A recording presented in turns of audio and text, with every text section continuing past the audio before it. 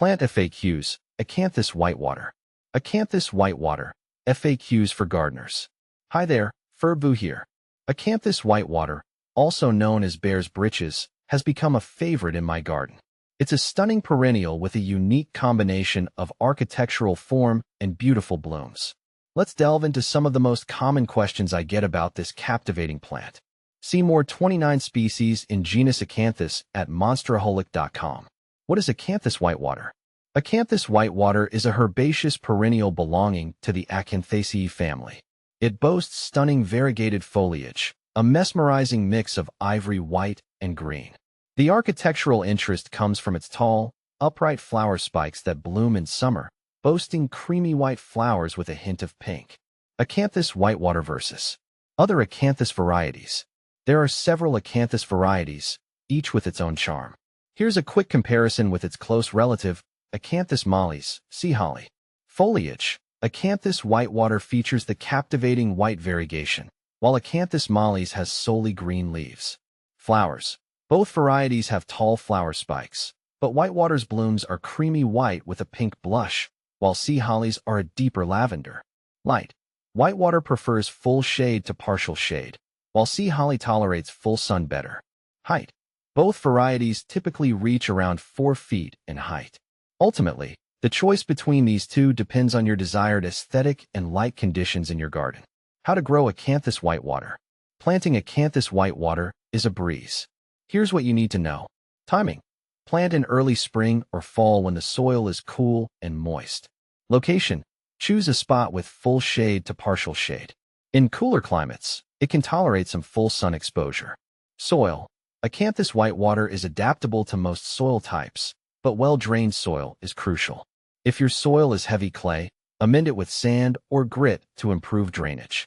Watering. Water deeply and regularly during the first year to establish a strong root system. Once established, it's fairly drought-tolerant, but allow the soil to dry slightly between waterings. Maintaining the beauty of Acanthus Whitewater. Minimal maintenance is all this beauty needs to thrive. Pruning. It doesn't require regular pruning. However, remove spent flower spikes after blooming to encourage new growth and maintain a neat appearance. You can also cut back the foliage in late fall or early spring before new growth appears. Pests and diseases. Acanthus Whitewater is generally resistant to pests and diseases. However, keep an eye out for common garden issues like snails or slugs, which can be easily dealt with using organic methods. Companion planting ideas for Acanthus Whitewater. Acanthus Whitewater pairs beautifully with various plants, adding textural contrast and visual interest. Ferns. The delicate foliage of ferns complements the bold form of Acanthus Whitewater. Hostas.